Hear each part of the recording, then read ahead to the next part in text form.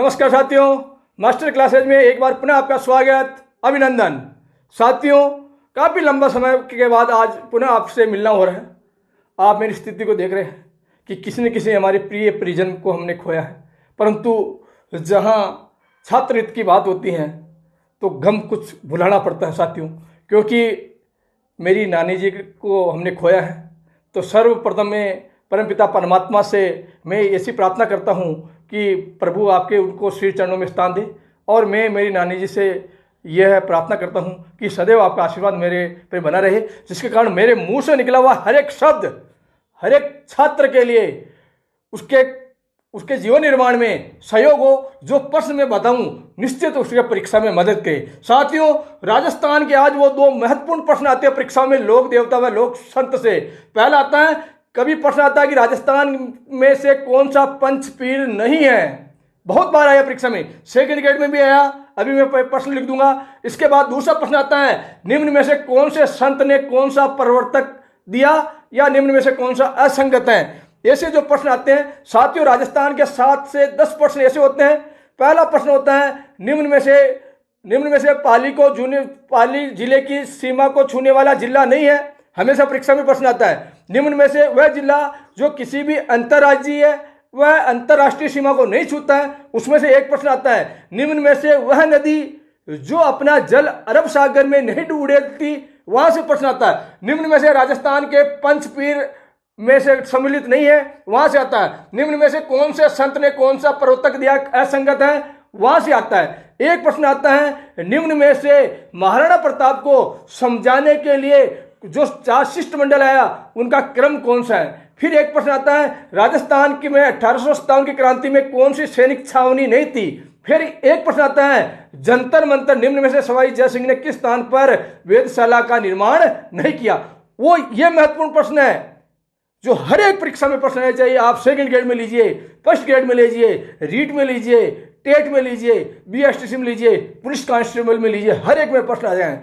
मैं साथियों में यह नहीं कहता हूं कि आप हर एक प्रश्न की आप ट्रिक्स बनाइए, अत्यधिक ट्रिक्स हो जाएगी तो उलझ जाएंगे, परंतु वो 10 प्रश्न है जो हर एक परीक्षा में आता है, निश्चित आइए आगे वाली परीक्षा में आप देखिएगा, निश्चित आएगा और वहां उलझन पैदा करता है। तो सबसे पहला जो महत्वपूर्ण प्रश्न होता है राजस्थान के पंचपीर, तो उसमें एक ट्रिक्स है, आप याद कीजिए, सबकी नजर श्यामपट पर, गोपा मेरा है, बोलिए, गोपा मेरा है पर तेजा नहीं। तो सबसे पहले गो से आएगा गोगा जी, गो से क्या आएगा, गोगा जी आएगा, गै से गोगा जी। राजस्थान के पंचपीरों में गोगा जी शामिल थे, गोगा जी। पा से पाबूजी, पाबूजी, पा से पाबूजी। मैं से मेहाजी, मेहा मांग लिया है, मेहाजी, मेहाजी भी पंचपीर में है। रा से रामदेव जी, रामदेव जी। और है से हड़बू जी, है से हड़बू जी। साथियों, सेकंड ग्रेड में प्रश्न आया कि राजस्थान के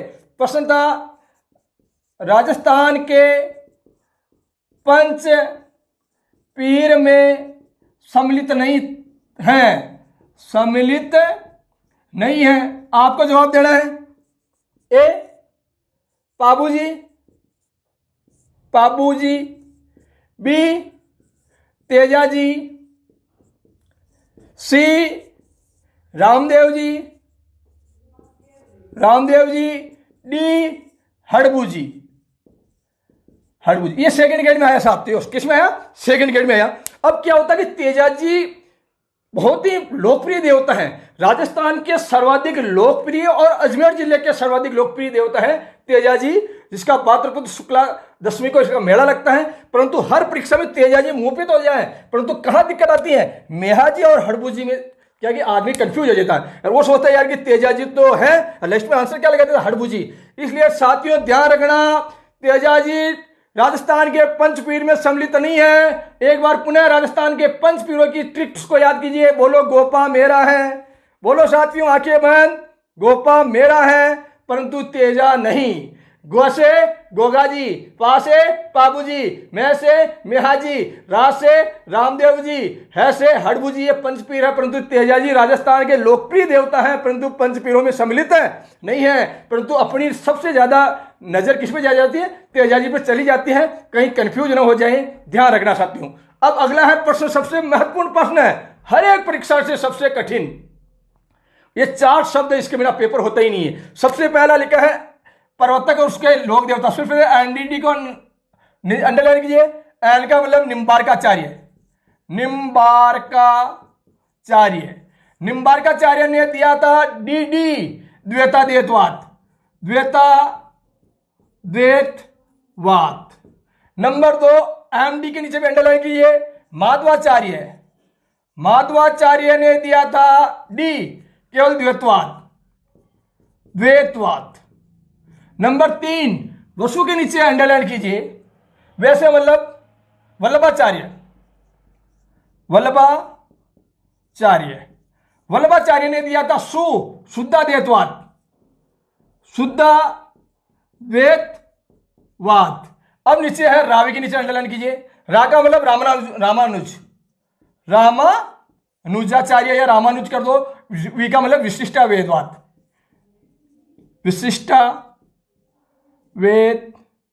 विशिष्टाद्वैतवाद, द्वैतवाद।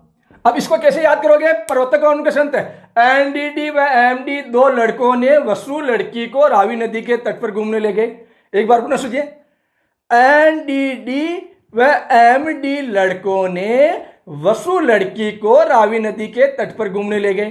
किसके नीचे अंडरलाइन करोगे? एनडीडी पे कर दोगे, फिर एमडी पे कर दोगे, वसु को कर दोगे और रावी नदी के। लड़कों के नाम कितने, लड़के कितने सा? 2 नाम बोलो, एनडीडी व एमडी। फिर लड़कियां नाम बोलो, वसु कहां ले गए? रावी नदी के तट में। अब देखिए ये प्रश्न भी सेकंड ग्रेड में आया था, थर्ड ग्रेड में आया था पहले एसएस में। असंगत को छाटिए। देखिए निम्बार्काचार्य ने द्वैता द्वैतवाद दिया क्या? निम्बार्काचार्य ने द्वैता द्वैतवाद दिया, ये आंसर सही है साहब, असंगत है। असंगत नहीं है, संगत है। असंगत को छाटना है, ध्यान रखना। रामचरण ने द्वैता द्वैतवाद, इसको अभी छोड़ दीजिए। अभी देखते हैं वल्लभाचार्य ने शुद्धाद्वैतवाद, वल्लभाचार्य ने शुद्धाद्वैतवाद दिया, ये भी उत्तर सही है। रामानुजाचार्य ने विशिष्टाद्वैतवाद, ये भी दिया है। रामचरण जो भिलवाड़ा जिले के सापुरा में रामस्नेही संप्रदाय से संबंध रखते हैं रामचरण जी, तो हाँ, तो उन्होंने ये वहां से है। जबकि द्वैता द्वैतवाद किसने दिया था? माधवाचार्य ने। तो ये असंगत कौन सा है? ये इसका जवाब क्या आएगा? ये महत्वपूर्ण प्रश्न है साथियों।